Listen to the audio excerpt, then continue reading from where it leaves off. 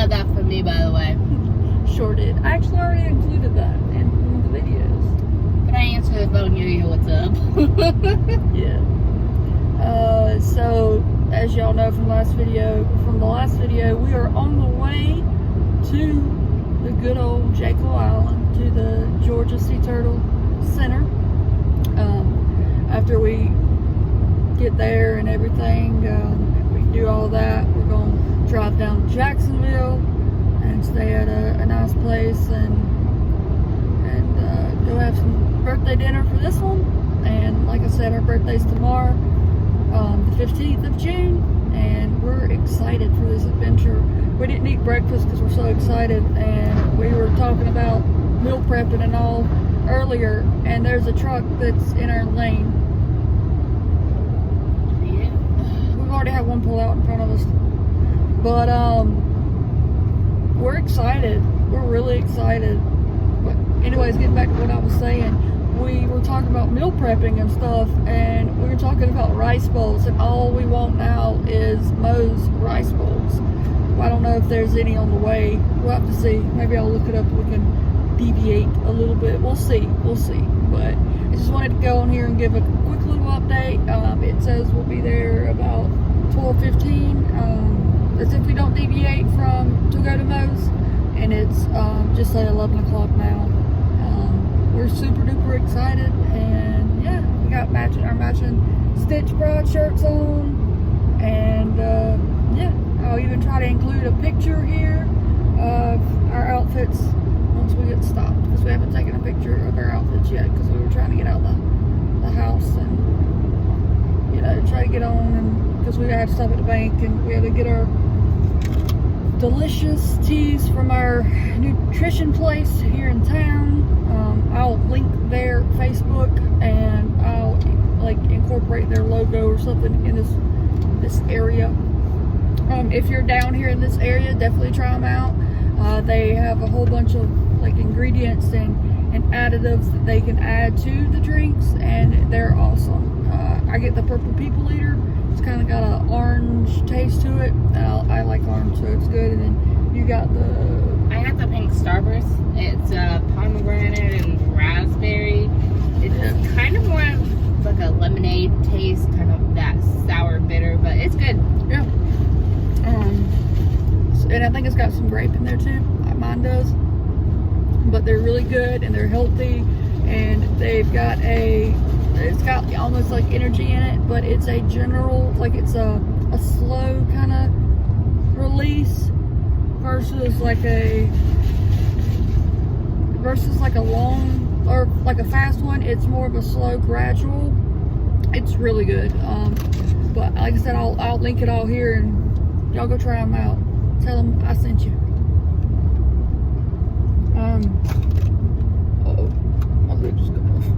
Oh my goodness, mine was doing that the other day so bad. It was getting so annoying.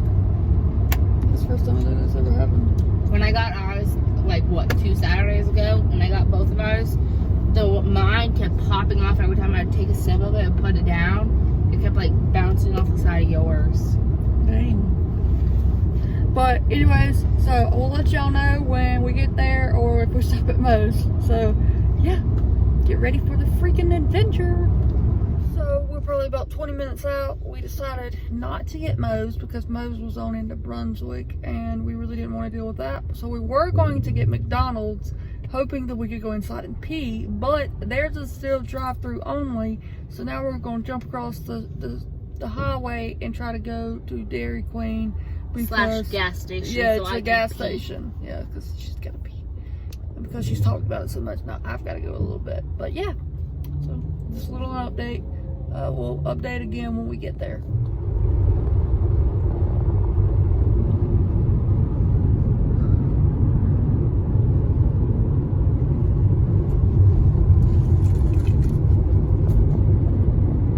So I don't know if y'all can see. It's kind of hard to see. Right there where there's that lamp, or that little speck in the sky, that's one of those, like, what are they called? Is it a blimp? Is it a blimp? Okay, yeah. And it's right over there. And then I think that's one of the first times I've ever seen that here in Georgia. And then also, I don't know if you'll ever be able to see it, but in the distance, right, there's like a little like it's like a crane. So we had a ship that turned over with some cars and stuff. I'll show you some pictures. And it was, they've been taking it apart and put it in sections. So there's a blimp. I think it's a Goodyear blimp. You're not gonna be able to see that in the video, but I'm pretty sure it's a Goodyear blimp. Yep, that's maxed out zoom, but there's the blimp. And it does appear to be a Goodyear. But we made it to Jekyll. We got about 13 minutes to this. Yeah, we're like 13 minutes or so till we actually get to where the Sea Turtle Center is. But yeah, we are officially on Jekyll Island. Take a sharp left turn.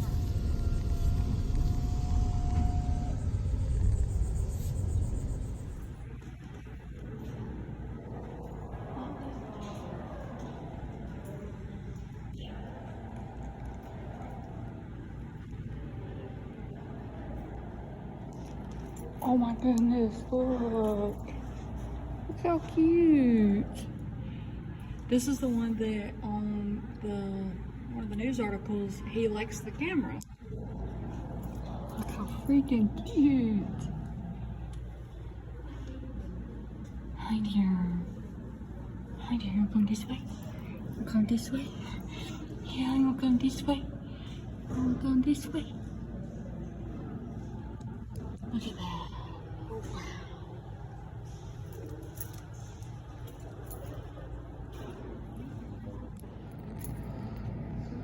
Cool. Just beautiful.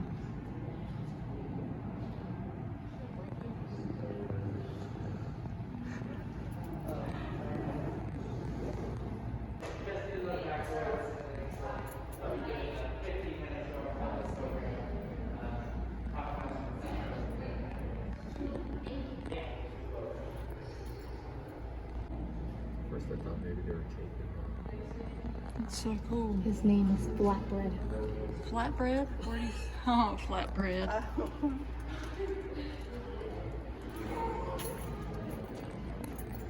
It's a little turtle. They're amputating his leg. Right here. It says procedure. So they are amputating his leg, and that's Flapjack. It's car strike, multiple fractures in the front left and left. Surgery to amputate the front left and via CO2 and laser. DVTs. Oh yeah? Pretty well. I'm over on this side of the walkway. My name is John, and I'm an AmeriCorps education member. And I'm going to be doing a really short program. It will take about 15 minutes or so. I'll be talking about some of the sea turtles we currently have here in our center. Now, before I begin, I would like to remind everyone you can get really hot and stuffy in here. It's a great temperature for the sea turtles, but for humans, it can get overwhelming at times. So at any point during the presentation, you need to step outside to get some fresh air. Feel free to do so. Also, feel free to take as many photos as you would like, but we do ask that you turn off that flash. And is this everybody's first time here at the Georgia Sea Turtle Center? Awesome. Well, welcome. Here at the Georgia Sea Turtle Center, we are a Sea Turtle Rehabilitation Center, or a Sea Turtle Hospital. And our main goal is to get these animals in and back out into the wild as soon as we can. And that really varies from turtle to turtle and why they're here. And although we primarily focus on sea turtles, we also help out a lot of other types of animals like raptors, like owls, eagles, hawks, shorebirds, as well as other native reptiles in the state of Georgia. So I'm mainly going to be focusing on our sea turtles here today. Now I have a quick question for everyone. You can either shout out the answer or raise your fingers in the air on how many sea turtle species do you think we have worldwide? And I've already given everyone a hint. Since most of us don't have more than 10 fingers, there are not more than 10 of them out there. The yeses, we have 7, 8, 6, 9, 6. Alright. correct. The correct answer is 7. Well done. There are 7 sea turtle species worldwide, and 5 of those species can be spotted off the coast of Georgia. And we actually have 3 of those species currently in our center. Now, over on this side of the walkway, these are all green sea turtles. Green sea turtles are the second largest sea turtle species, and they can actually get anywhere between 300 and 500 pounds and be about 4 to 5 feet long. Now, I'm about 5'5", so you can imagine a green sea turtle the size of me. Quite big. Now, green sea turtles get their name not because of their outer appearance. As you can see, they range from an olive brown to a darker brown, almost even black a lot of the times. The main reason we call them green sea turtles is because they eat so much aquatic plants like seaweed and seagrass, as well as algae, and all that chlorophyll that makes those plants green dyes the fat tissues of the green sea turtles green, and that's where they get their name. Here, we feed them a little bit differently. We feed them a variety of veggies, which includes romaine lettuce, leafy lettuce, cucumbers, and green bell peppers. And although all those foods are green, they also have similar nutrients as the seaweed and the seagrass out in the wild. Now, because green sea turtles are mainly herbivores, they have a very special beak to help them eat those types of foods. Every single species of sea turtle have a specific beak to help them eat the foods that they do out in the wild. For the green sea turtles, they have a serrated beak, kind of like having teeth or serrated snake knife, and it helps them rip and tear apart those plants. Now, we have quite a few green sea turtles here. Now, I want to talk about Coco right here. Now, Coco is in air just like we do.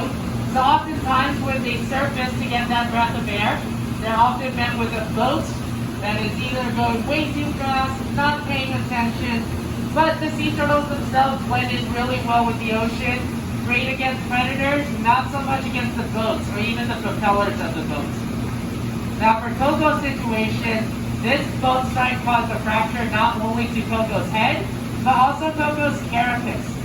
Now the carapace is the top half of this shell, and sea turtle shells are made out of bones. Their ribs and their spine are fused into that shell. So any damage to the shell itself can damage nerve, as well as reveal a lot of internal organs. But Coco is doing really well right now. As you can see, you can probably see the scar on her head as well as the carapace. But currently Coco is not on any further treatment. However, we are still taking a look at Coco's blood work before hopefully being able to return Coco back out into the wild. Now, some of you may notice that Coco is missing a back flipper. Now, that back flipper was already missing prior to that boat strike. Although we're not 100% sure what happened, we can only assume that it was a predator due to the bite mark from where that flipper used to be. Now, sea turtles, predators, can be any larger predatory fish when they're in the ocean, but oftentimes they are sharp once they reach to a bigger size. Now, even though Coco is missing that back flipper, Coco can still survive out in the wild. Sea turtles, as long as they have one in the front and one in the opposite side in the back, they can still survive out there. However, it would be a lot more difficult than if they had all 4 limbs. Now, if everybody wants to head on over to the other side, I'll talk about the other 2 species we currently have in the center.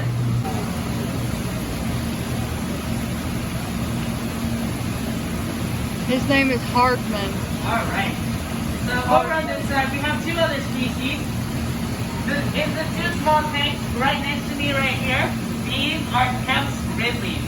Kemps Ridleys are the smallest of the 7 species, and they can get anywhere between 80 to 100 pounds and be about 2 feet long as a full-grown adult. The Kemps Ridley is really interesting in the fact that instead of coming out at night individually, like most of the other species to nest and lay their eggs, they actually come up during broad daylight. And they don't come up by themselves, they come up in groups, sometimes by the hundreds or even thousands. And 95% of their nesting grounds take place in this one area in Mexico called Rancho Nuevo. And when they all get out of the water onto the beach all at once, we call this an arrabada, or the Spanish term for arrival. And because they all congregate to one area, historically, their eggs have been known to get poached. And that could be one reason why they are one of the most critically endangered species out of the 7. Now we currently have 3 Kemps Ridleys. We got Fonterra right over here. We got Hardman swimming around, and then we got Cold Brew in the next tank, or in the next side of this tank. Now, you're probably thinking, why is a turtle named Cold Brew? That's coffee. Well, every single winter, we get a lot of cold sun turtles. And every year, we have a theme for those cold sun turtles. This year's theme was coffee. Now, cold sun is a term we use for reptile hypothermia. So what had happened to Cold Brew and a lot of the other cold sun turtles, where they were stuck in waters where the temperature of the water drops really low. Because sea turtles are reptiles, or cold, and they're cold-blooded or ectothermic, that means whatever the temperature of the environment, their internal temperature is the same. So for Cold Brew, it was up in Cape Cod, Massachusetts. Probably there during the summer and the fall, looking for food. Wow. But once winter rolls around, these turtles know they need to migrate south to warmer waters. But the way Cape Cod is shaped, kind of like a hook, when these turtles are heading south, they bump into land. And a lot of them can't figure their way out of that bay. They don't realize they need to go up and around the cape before heading down south. So when winter rolls around and the water temperature drops, these turtles get too cold to function. They can't swim, they can't dive, they can't move, and they end up pretty much floating wherever the current might take.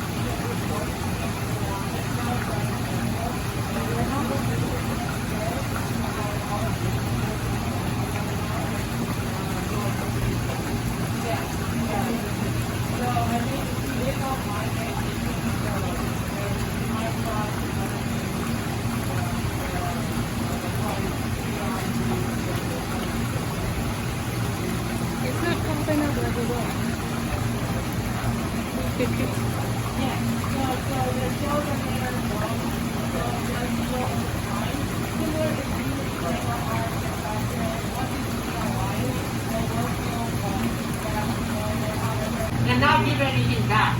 But other things like the barnacles can provide those sea turtles with camouflage. Because sea turtles cannot stick its flippers or its head inside its shell like a tortoise or a semi-aquatic turtle like a terrapin. So a good way to avoid predators is to blend in with rocks, and when you do have things like barnacles, you look more like a rock than you do a turtle. However, too much of a good thing can be bad. When there's too much epibiota on top of that sea turtle, it not only adds weight, but it also creates drag to the sea turtle's flat hydrodynamic shape of a shell, which allows it to move through the water faster. And when a sea turtle is completely covered in a... Now, 152 and 7 here are both adult female loggerheads. Loggerheads are not an adult until they're at least around 30 to 34 years old. And once they reach that stage of life, it is easier for us to identify whether they're male or female by the length of their tail. The longer tail will tell us it's a male, and the shorter one will tell us it's a female. But if they haven't reached this stage of maturity, we can't identify just by looking at them. We would have to run a DNA or genetics test. But if we were to do that on every single turtle that comes into our center, it would cost us so much time and money, and it's very unnecessary for us to get them back out into the wild. So that's why on a lot of those species sheets it says that the gender is unknown, because a lot of these other turtles are still juveniles.